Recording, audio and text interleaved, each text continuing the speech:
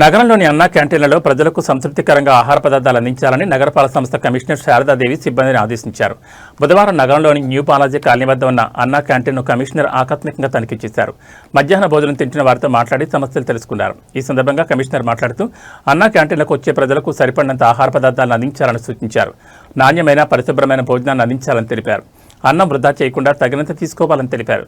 ఒక్కొక్కరు ఒక టోకెన్ మాత్రమే ఇవ్వాలని సూచించారు. స్వచ్ఛమైన తాగునీరు అందించాలని తెలిపారు. ప్రజల నుంచి ఎటువంటి ఫిర్యాదులు అందకుండా జాగ్రత్తగా శుభ్రమైన ఆహార పదార్థాలు అందించాలని తెలిపారు. అన్నా క్యాంటీన్లలో ఎటువంటి ఇబ్బందులున్నా మా దృష్టికి తెస్తే వెంటనే పరిష్కరిస్తామని తెలిపారు.